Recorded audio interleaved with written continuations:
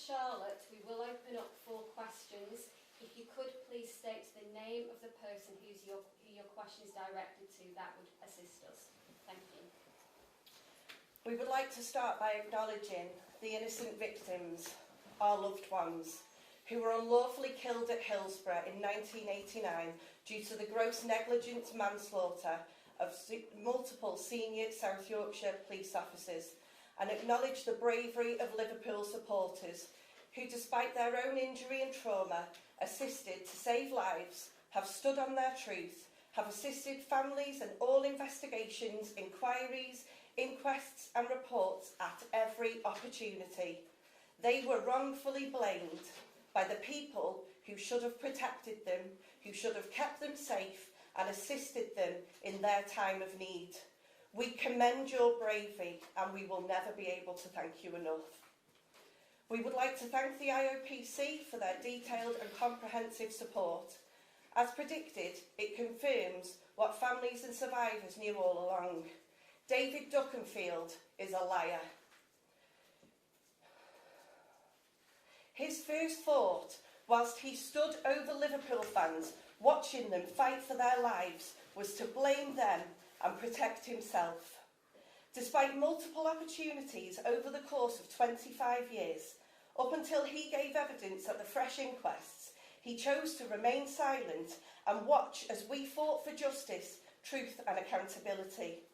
We made it clear following the inquest, and we reiterate again today, that we do not accept his apology.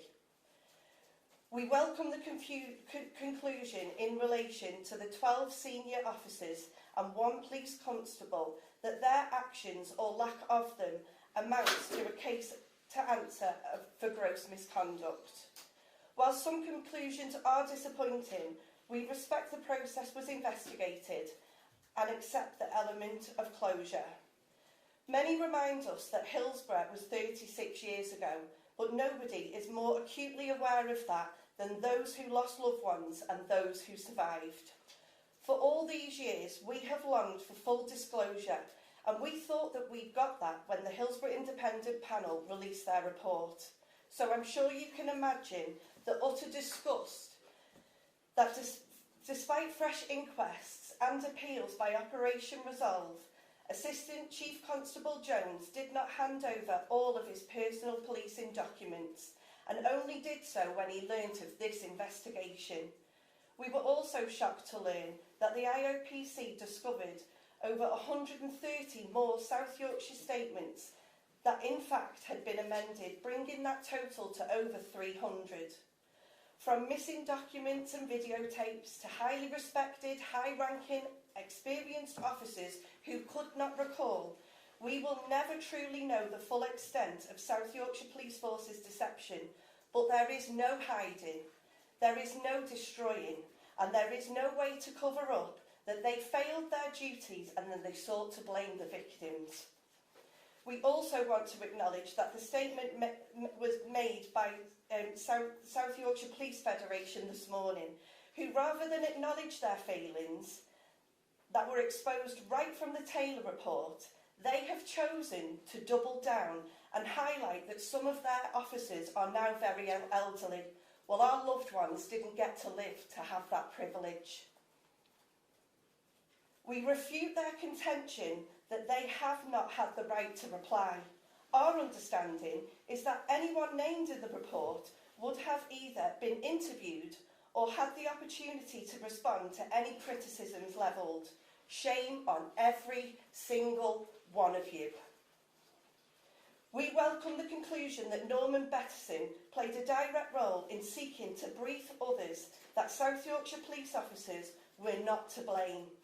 He has stated on many occasions over the years that his role was peripheral, but this report has concluded that he was in the thick of it. Families knew this from the moment he was appointed as Chief Constable of Merseyside, and despite protests and complaints, they were ignored. The IOPC has concluded that Norman Bettison would be liable for charges of gross misconduct had he have still been a serving officer today. And on that basis, we have emailed the Forfeiture Committee and asked them to remove Norman Bettison's knighthood and his Queen's Policing Medal. We believe that his alleged dishonesty brings both of these honours into disrepute. We cannot regain the time that we have spent trying to prove the failings of those in power, but we did so for the love of our brothers, my father and Margaret's son. We would like to finish by welcoming the IOPC's acknowledgement that a public accountability bill is of huge importance. The IOPC has unequivocally endorsed the Public Accountability Bill, which is going through Parliament as we speak. That is the law that we, the families, have called for, and it would prevent public servants undertaking the sort of cover-up exposed in this report and bring them to justice if they try. We also argue that this report gives further justification for the importance of the independent public advocate Cindy Butts and call for her resources to be expanded and strengthened to ensure that should members of the public ever find themselves in the position that we were, where an organisation seeks to protect itself, she can protect them effectively and thoroughly. God bless the 97. May they rest in peace. Thank you, Charlotte. We'll now open up for questions. If you could just state the name of the person you would like that question to go to. Yes, Luke. So I think you know, kind of half the statement, it's the input from the Liverpool Echo. I was fortunate enough to travel with you guys to London to see that historic moment when Hillsborough law was first made. How confident are you now that when that bill makes its way through Parliament, the bill that you guys have all worked so hard to get through, that this kind of cover-up, this kind of injustice will never happen to anyone else again? Very confident, providing that the amendments that we've put forward to the bill committee are included. We are very confident. We have spent, nearly 10 years campaigning for the Public Accountability Bill, and we know that this will make a change, and that is something that's very important. We can't allow these things to keep on happening, and they are. Hi there, Steph Oliver from Sky News. I suppose a question to all of you really, Charlotte, Margaret, Stephen, Sue, if I may. Just how upsetting, how frustrating is it to learn that 12 officers would have a case to answer for gross misconduct, and yet no action will be taken against any of them? Do you want to answer that? Well, it is frustrating. It really makes you very, very angry when you think of all of those 97 who died unlawfully killed, and yet not one person's being held to account. To me, that's a disgrace. And I think also what I must add as well, I think this is why it's so important to have a public advocate bill, a Hillsborough law, because of them reasons, what you've just said. We're not here on behalf of Hillsborough. We're all sitting here to change things for the good of the country, for the good of the nation. And I think the the report that's come out today, to me, it might be a waste of, if I may say so, people might be saying they have their own opinions and they're entitled to it, absolutely. But I disagree with it. I don't think in many ways it's a waste of money. It's not our fault it's took this long. If they told the truth in the very first place, none of us would be sitting here now. But where I find it's not a waste of money at this moment in time is it's going to change things for other people.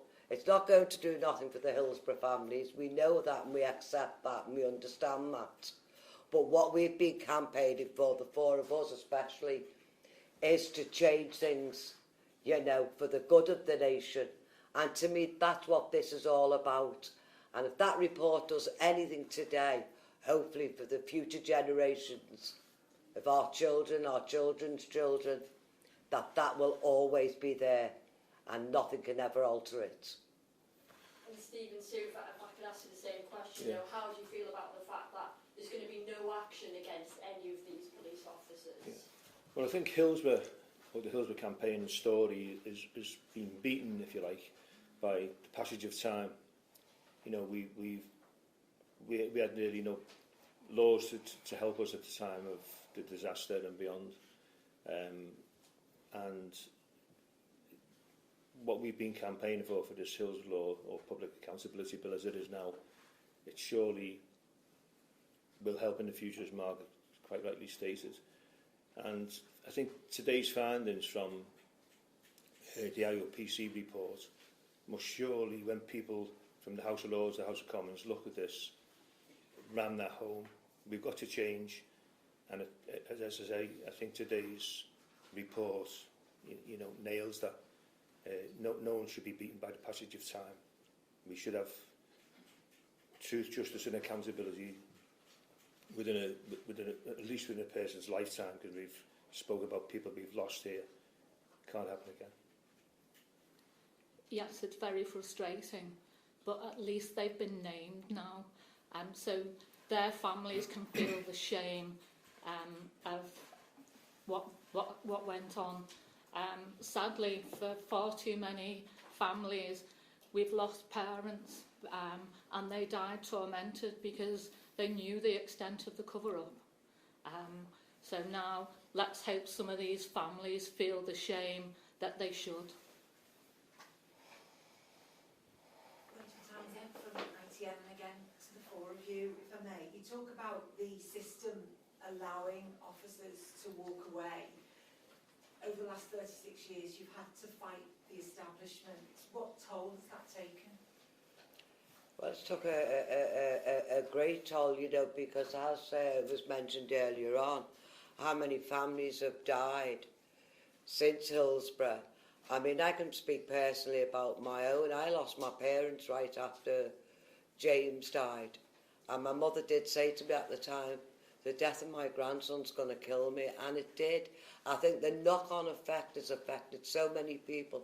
And what we've all got to remember here as well, some of our survivors who were accused so wrongly committed suicide. They've got to be remembered as well. And that's what angers me. The knock-on effect of Hillsborough has been tremendous. I've met people even today, you know, to this day, who are still suffering so badly because they were accused. And part and parcel, and don't mind me saying this, but the media played a great role in that as well. You know, and that's what you've got to remember as well. The things that's got to be changed, not just within the system of the law, of the police and everybody, but the media have to be very careful as well when they're handling people who are going through such a traumatic time in their lives, how they handle it, and they should listen to the people who were there, not the people who weren't there. I think the answer to that question is the toll it takes on you comes in waves, you know, because Hillsborough it's in the news one minute and it's not, it's good and it's not, and you're constantly going through that. And to go through that for 36 years, and we're still going through it, and we will go through for a while yet, it just leaves you empty at times, and you've got to get that feeling where you, like today, coming in front of all the press here, it's stressful, it's worrying, but you've got to drag it up from your boots, and we do, and we will. And again, it's that message we keep trying to send out. This cannot happen again, and we need sanctions in place to ensure that happens.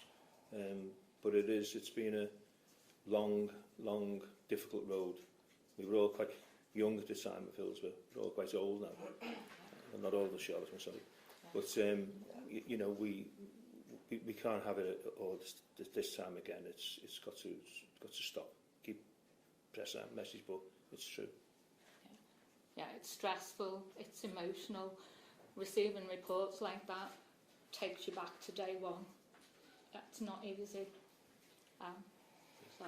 But how difficult is it to accept that you will never get accountability? I think we've accepted that. We've had no choice. You can't let it eat you up, so you have to accept it. What we want to make sure is no one else goes through something similar in the future. It would have been nice to have seen somebody be held to account, and I'm not talking about maybe somebody going into prison, but I am talking about a guy who walks away, who's told so many lies, and can walk away and was found guilty to the criminal standard, if you like, at the second inquest, and can walk away scot-free with a full pension. To me, that is a disgrace on a system. It's a disgrace on this nation as well. At least he should have lost his pension and put back into a system to help other people.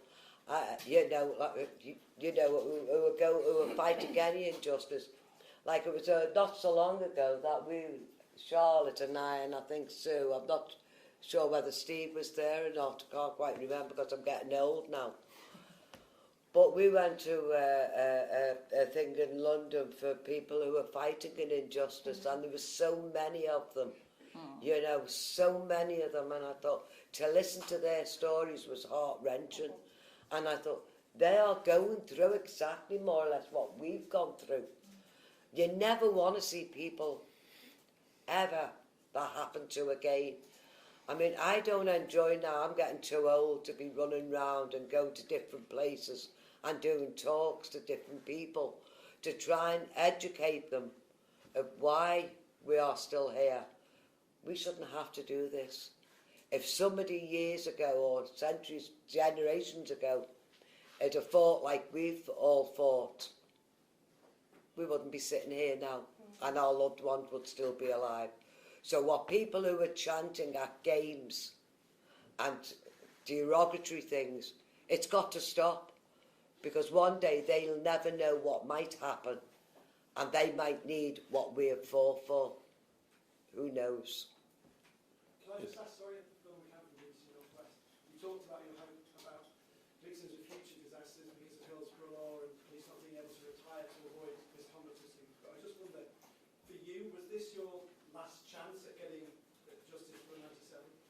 We'll never get justice. No. Nobody's ever going to go to prison for killing them, so we'll never get justice, and we knew that. We knew that this report would, it had to follow the Hillsborough Independent Panel's findings and then the fresh inquests.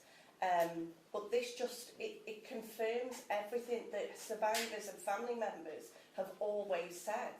And it validates, doesn't it, that they knew all along what the actions of South Yorkshire police officers were. So, whether they like to accept it or not, this isn't old, it's not new news. This is just, it's sort of giving strength to what the Taylor report said way back, when Hillsborough had just happened. And there's always going to be this battle where South Yorkshire police say, no, we didn't. Well, we know that they did, and there's no moving away from that now. I'd like to say also, the help seems to be given to the perpetrators and never the victims. And I think important, what's not been mentioned here, and none of us have said, is that it's got to be a level playing field. It's got to be. Every court case that we went for, we had to pay for ourselves. We had to go cap in hand. People should never have to do that. Legal aid should be for the victims. And unfortunately, the victims weren't getting any help whatsoever. But the perpetrators were getting all the funding. So when people say, well, the money it's Hillsborough, the money it's cost, that's not our fault. That's the system's fault. And that's where it needs to be changed. And it's got to be a level playing field and a fair and just and proper.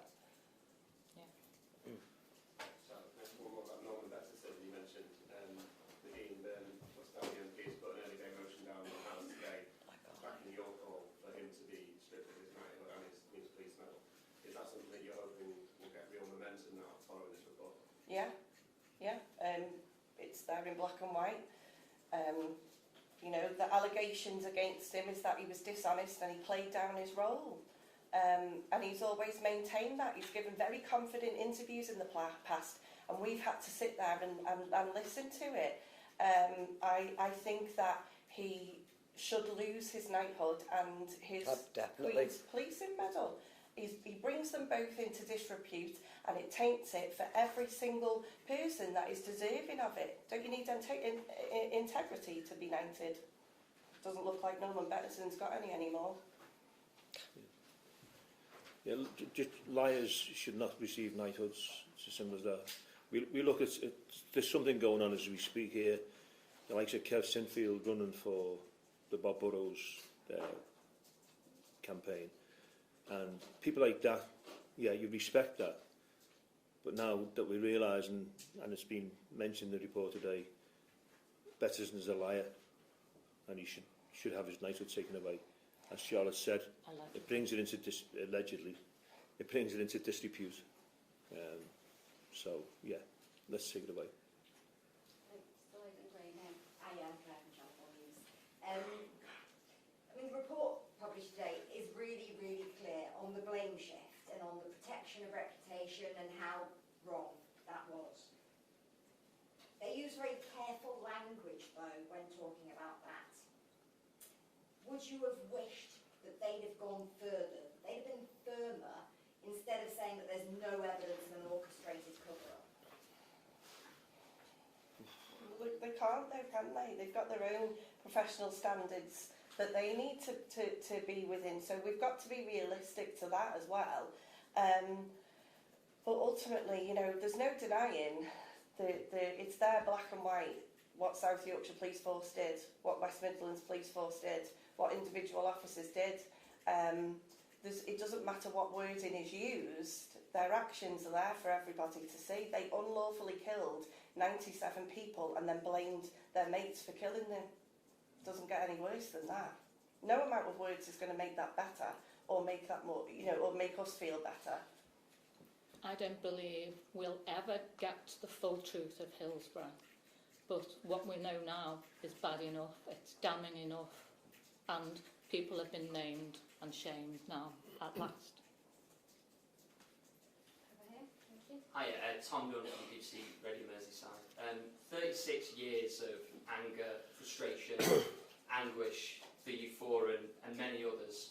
And now that this, they say, final report has come out and it almost sort of draws a line under the sand, are you able to transfer that energy that you've had now fully into the Hillsborough campaign and that fight? Yeah, I think Yeah, so. we've got to. Absolutely. Yeah. We've got to make a positive out of the negative. I think Tom, you know, as for the Hillsborough, you know, this has been 9 years for us and just on its own. And if it takes another 9 years, we will carry on. We can't just leave this here now. You know, we've come too far to make, you know, in this fight.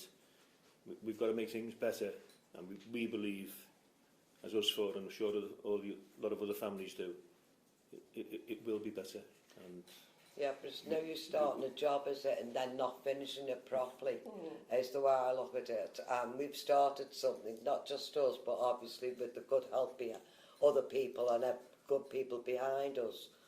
So, and I always say, you've got to see a good job through, and we won't be happy until this is, you know, all through. And obviously then we know our 97 never died in vain. They've changed an awful lot at the moment anyway. You know, if you look at supporters, the way they're treated now, they're treated a lot better, and that's because of the 97 who died.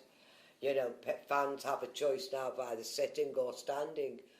Didn't have that choice years ago because they couldn't afford to be able to pay for seats. But now they have that choice because of them 97. So much good has been done out the 97. And this will hopefully be the final hurdle. And then maybe we as families, especially me at my age, will have some peace and be able to enjoy the rest of my days knowing them 97. Don't forget, this is not about us. We're doing this for the 97. We're going to, I always say now, I feel as if we and other people, not just us, behind us, we're like their disciples. We're doing this on behalf of them for other people because I know that's what them 97 would want. It's simple as that.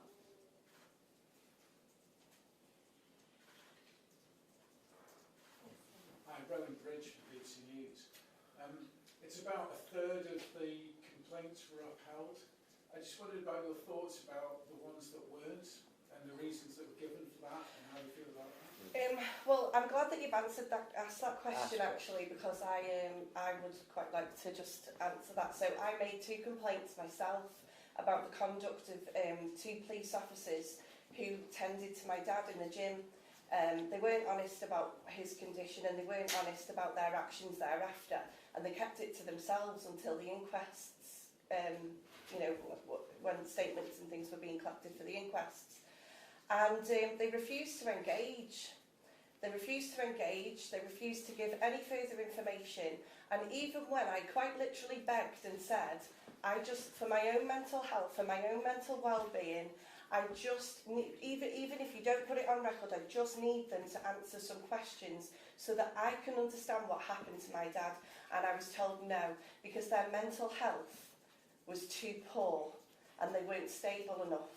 But nobody throughout this process has ever give a damn about my mental health and the impact that that has had on me. And even the complaints that I made to the IOPC for this report, those 2 police officers were never told that I made those complaints to preserve their mental well-being. Hopefully they know now. Could you just say on that point, one of the ones that jumped out to me was, where was David Duckenfield? I think it was the Robinson families asked the question, and that was upheld. But how, in all this Hillsborough disaster, do we not know where David Duckenfield was? I mean, he was the match commander, he was a new match commander. I'm sure all the lads under his watch were careful when he walked down the corner and, where's the new boss, got to impress him, etc., etc. But still to this day, we don't know where was David Duckenfield. He knows where he was. So, I think... Well, he was the invisible man, wasn't he? Yeah. I think there may be a few police officers who are around retirement age now, who were on duty that day, who may like to get it off their chest before they pass away, and they may tell their truth about their experience of Hillsborough, of how many of them were told to go out and take photographs of beer cans that they could find, that sort of thing. We may get a little bit more towards the truth of Hillsborough, but some of those will probably believe their lies by now. And so some will happily go to their death without ever wanting peace. But hopefully some do want a bit of peace, and they'll turn whistleblowers, and Hillsborough law will protect whistleblowers. And I think that also sort of jumps at you for the culture that was in the South Yorkshire Police at the time. And sadly, it is still in the police force. We've seen a documentary not so long ago about the Met, the culture there. So there's still these things going on in the police force.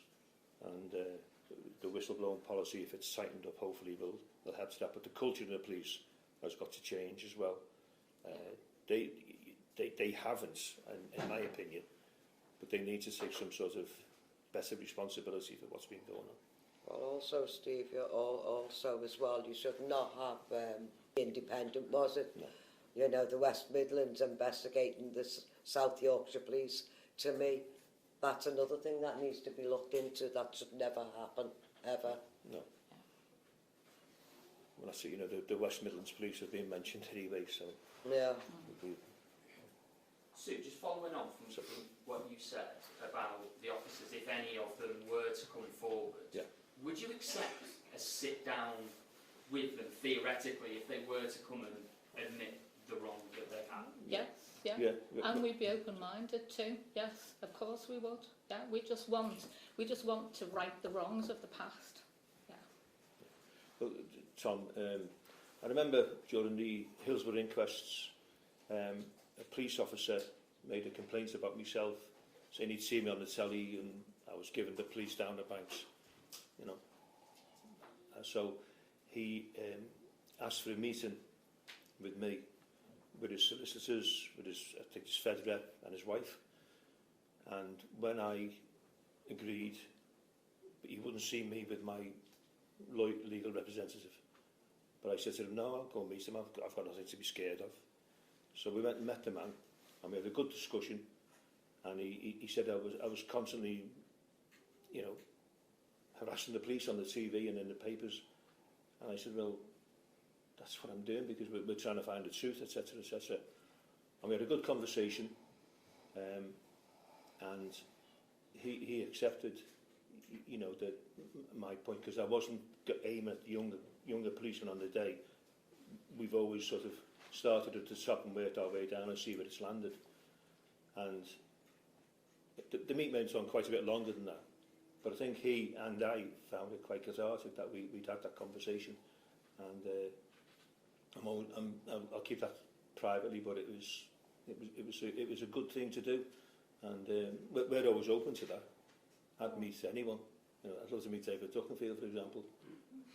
Because you know, we had prepared statements for if he was found guilty, he wasn't, and I never got to read that statement to him. And you know, I'd love to have done, but I'm still willing to do it, as I'm sure. So there was a police officer that found my dad on the pitch and tried to resuscitate him, got him help. I'm still in contact with him now. I've been in contact with him since the inquests. I'm very grateful to him, very grateful for the help that he gave my dad. And he's a good man. You know, he didn't do anything wrong on the day, and he was always honest about his actions. You know, following the disaster. So I think we're all, you know, I don't think it's that, you know, we don't hate anybody. I just think it's that, you know, it's the lies. It's the, you know, no, we didn't do that. You did. We can see that you did. The CCTV footage that you did, and you know, it's the disrespect and the lack of honesty. When you know you're talking about 97 people that died, it's that burns really deep.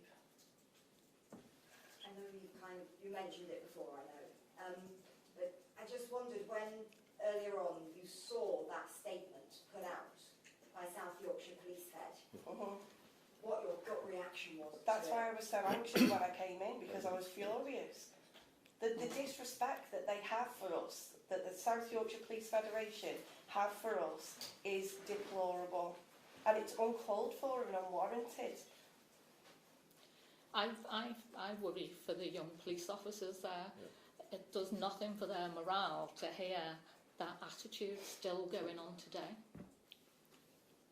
It goes back to the day, doesn't it, though, for when all the lies started, when they all started backing each other up. Who'll ever forget Paul Middup being interviewed outside Hillsborough? You know, it was, again, the judgmental attitude of him. He was the same when he gave evidence at the Warrington inquests. His attitude hadn't changed. Excuse me. And I think it's very nice when they turn around and say, you know, some of them now, the officers are old, and some have died. I was so angry, and I thought, my son only got to 18. A lot of the families have died. How lucky are they to die in their own home, not traumatised like we all were? How lucky were they to reach the age? I'd say that we had children who died at Hillsborough, 10 years of age, the youngest. How lucky are they to have got past that age, to past 18, to past 19? I'm so angry with their response, absolute angry with it. It doesn't show any respect at all towards the families. And I want no apologies from any of them. We don't need it. And I won't say really what I think, because you wouldn't like it. But this is National Grief Week, and you know, this man, to say what he did in that statement this morning, you know, he wants to come to this side of the table, and see what it's like.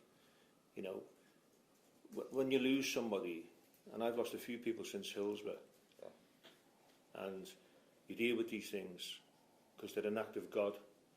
You know, they were ill, they were taken after an illness or whatever it be. But for us, after 36 years, still trying to come to terms with why our loved ones died, and that there's nobody that we can go up to and say, well, why? You know, whose fault was it? We can't say that. So our grief has been continuous and will continue to be continuous for the rest of our lives. It'll never go away. But the other people we've lost at times, we've learned to cope with it, because that's what we do. We're human. And this guy today, you know, you want to take that back. There needs to be a culture change throughout all these big organisations, but especially the police, and it needs to be led from the very top. And if the top aren't willing to change, like that person from the Fed, then they need to leave, because there's no room, and it will do nothing for morale lower down, and things will never change. It's got to be led from the very top.